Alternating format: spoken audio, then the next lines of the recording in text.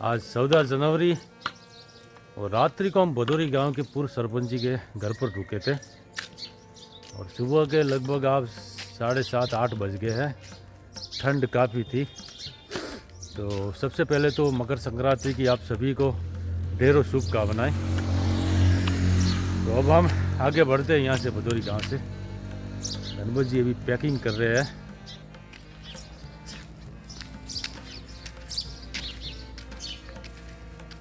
और सुबह क्या 2 दिन से रात से जो भयंकर वाली ठंड है।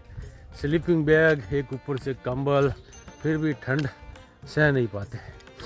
सुबह भी बहुत ज़्यादा ठंडी थी मगर सरपंच जी ने, टीकाराम जी ने बोर चालू करवा दिया था तो पानी बहुत अच्छा गर्म था तो बोर के पानी से स्नान कर लिया और फिर स्नान करने के बाद थोड़ी ठंडी कम हो गई। अब यहाँ से आगे सकरी गांव में 1 किलोमीटर की दूरी पर, यहाँ पर गांव नज़दीक में है तो कोई दिक्कत नहीं है। और एक बात और बता देता हूँ कि भदौरी गांव में कोई आश्रम नहीं है। एक छोटा सा मंदिर है जो 4, 5, 7 आदमी सो सकते हैं। वो हमें थोड़ी डॉक्टर साहब के नाम की वजह से उनके घर में जगह मिल गई। बाकी भोजन मिल जाता टीकाराम जी के यहाँ से। मगर सोने की दिक्कत है तो कभी इसी तैयारी में आए, अगर ज़्यादा ग्रुप है तो मत आए, आगे सकेरी तक जाना पड़ेगा फिर। और भदौरी गांव को पार करते ही यहाँ पर भी एक नदी मैया आती है जिसकी बहुत छोटी सी धार है, बह रही है।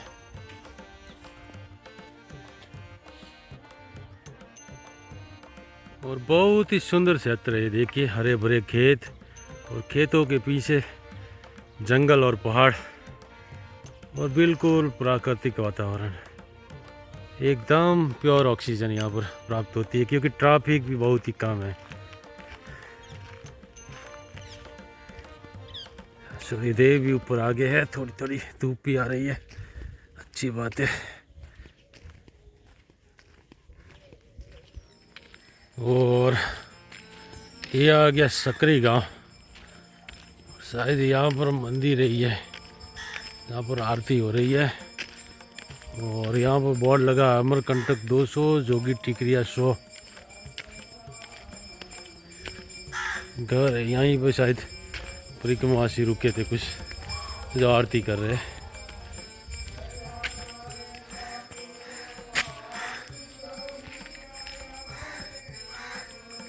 यहीं पर परिक्रमावासी रुकते हैं, बोर्ड लगा हुआ है।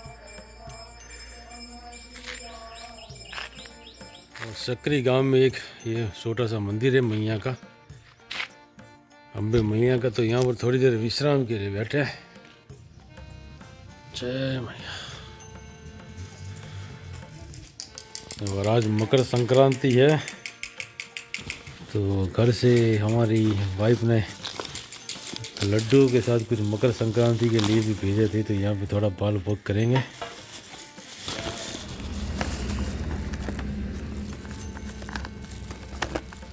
चलो गर्म कीजिए। जी जी जी जी।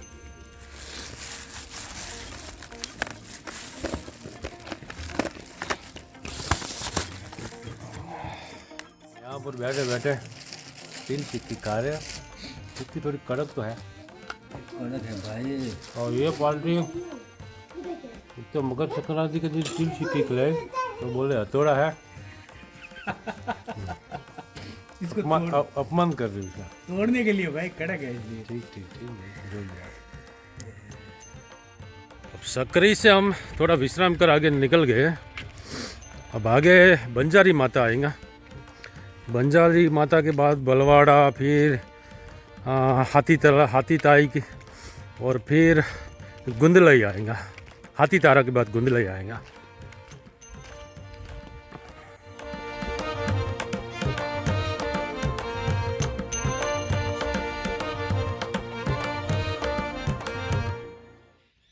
और सकरी गांव के बाद ये मार्ग फिर से जंगल का आ जाता है। दोनों तरफ जंगल ही है, बीच में से पक्की सड़क है मगर रास्ता पूरा जंगल वाला है। और गणपत जी आज फिर सुबह सुबह कहीं पीछे रह गए। मुझे कहा मैं दुकान पे कुछ खरीदारी करके आता हूँ, आप धीरे धीरे चलिए। और मैं काफ़ी देर से धीरे धीरे चल रहा रुकता हुआ, मगर दिखाई नहीं दे रहे, शायद उनके किसी पराक्रम में जुड़ गए लगते हैं, बंदोबस्त में। नर्मदे हर। और सड़क के दोनों तरफ देखिए घना जंगल है, सिर्फ सड़क है आगे और पहाड़ है, मगर ये सड़क मार्ग पर आवाजाही होने की वजह से वाहनों के अकेलापन नहीं लगता है और इतना एहसास नहीं होता है जंगल का।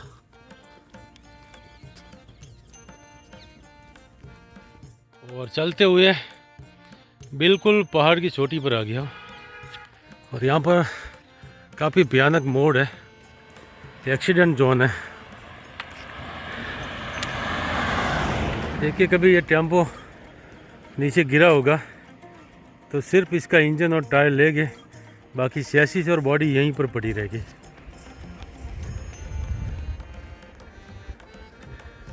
ये शायद इधर गिरा होगा नीचे, तो निकाल कर अभी रखा है, ये सब टूटा हुआ है।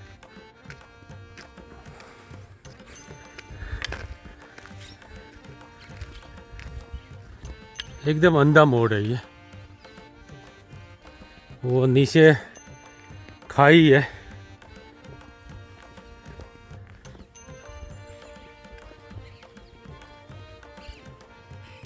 आगे थोड़ी दूरी पर बंजारी माता है, मंदिर है,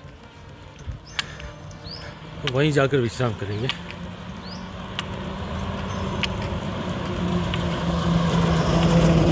बिल्कुल ऐसा प्रतीत हो रहा है जैसे मांडव की सड़क चढ़ रहे, मतलब जब मांडव पे चढ़ते सड़क मार्ग से काफ़ी हाइट तक हम आ गए और मोड़ भी बहुत ज़्यादा है।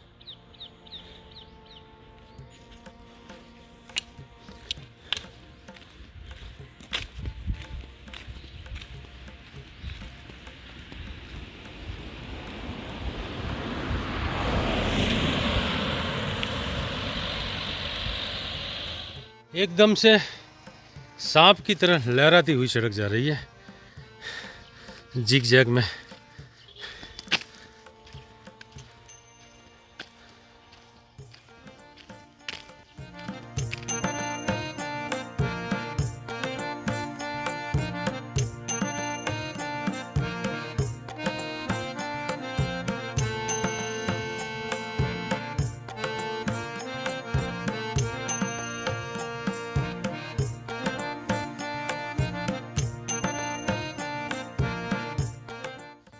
सुबह के अभी 9:30 बजे और बंजारी माता पर साई प्रसाद कर थोड़ा विश्राम कर अब मैं आगे बढ़ा हूँ। और बंजारी माता पे जो बंजारी माता के बारे में इतिहास लिखा हुआ है कि पहले यहाँ पर एक छोटा सा स्थान हुआ करता था और जो हम रुके थे रात को भदोरी पार करने पर जो नदी आती है गौर नदी, उसमें पानी था और पानी में चौधरी ट्रांसपोर्ट की जो बसें चलती थी वो बस फंस गई थी पैसेंजर के साथ और उनके ड्राइवर थे रामदास चौहान जी करके। तो पानी के बीच नदी के बीचों बीच वो बस फंस गई थी, तो उनके जो ड्राइवर थे रामदास चौहान जी, उन्होंने बंजारी माता से मन्नत रखी कि अगर सकुशल सब बच जाएंगे तो मैं यहाँ पर मंदिर बनवाऊँगा। और कहते हैं कि पूरी रात पानी चला और पूरी रात बस नदी के बीच फंसी रही, मगर किसी पैसेंजर को कुछ नहीं हुआ। 130 पैसेंजर अंदर बैठे थे और सुबह प्रशासन की तरफ से सहायता भेजी गई और सभी को निकाला गया। तो उसके बाद यहाँ पर ये मंदिर बनवाया गया। ऐसा कुछ इतिहास है बंजारी माता का। और बंजारी माता पर करीब आधे घंटे तक बैठा रहा, मगर गणपति जी का कोई ठोर ठिकाना नहीं मिला, कोई दिखाई नहीं दिए।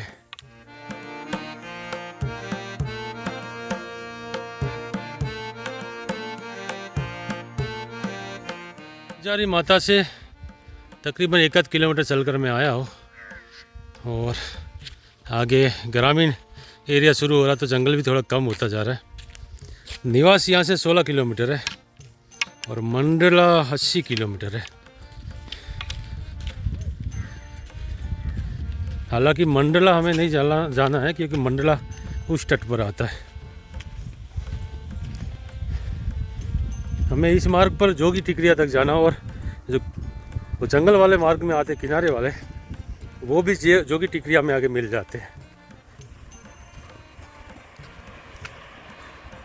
और ये हल्दुली गांव है और इस गांव के पास में एक तालाब है। पानी तो कम है मगर गुलाबी कलर के कमल इतने सारे जैसे खेती की है, बहुत सारे कमल इस तालाब में।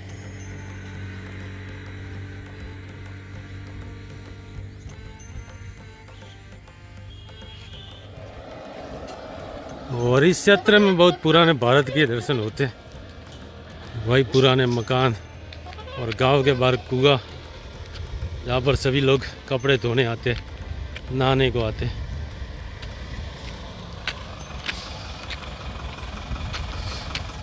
और बदारी से मैंने 7 किलोमीटर का सफ़र तय किया।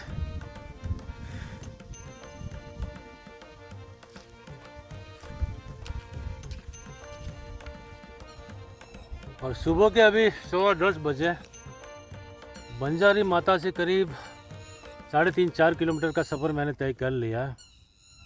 और गणपत जी का फ़ोन आया था, वो अभी बंजारी माता पहुँचे हैं। रास्ते पे एक किनारे, सड़क के किनारे बैठकर थोड़ा विश्राम कर रहा हूँ, फिर आगे बढ़ूँगा।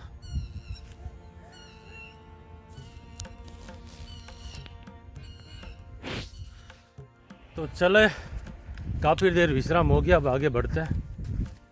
और मैंने एक वीडियो में बताया था कि नर्मदा मैया से मैंने प्रार्थना की थी और मेरे ऊपर कुछ लांछन कलंक लगने वाला था और 1 घंटे के अंदर मैया ने उसका निवारण कर दिया था और थोड़ा मैं भावुक भी हो गया था।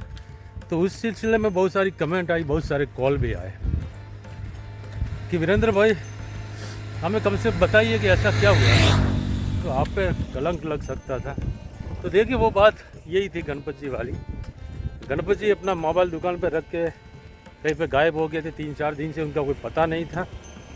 और मैंने उनके घर वालों को जानकारी दी तो उनके घर वाले मुझे परेशान कर रहे थे कि हम तो तुम्हें जानते, हमारा बच्चा ला के दो। और मुझे भी अंदेशा हो रहा था कि कुछ दुर्घटना हो गई लगता है, क्योंकि इंसान जब भी होश में आता है सब कुछ भूल जाता है मगर उसे अपना मोबाइल नंबर तो याद होता है।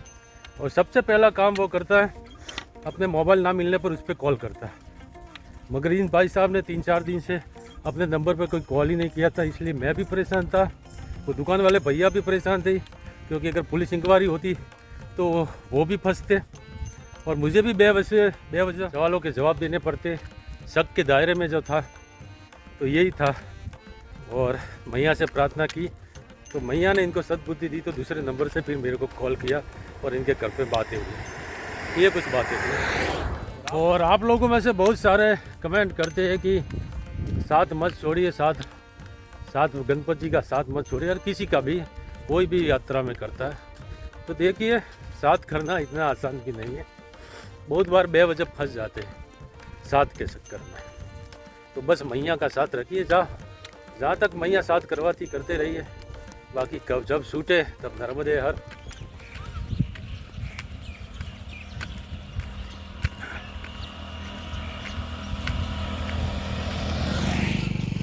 और ये बलवाड़ा गांव है और यहाँ पर भी आश्रम है, नीचे वो मकान दिखाई दे रहा, वहाँ पर आश्रम है।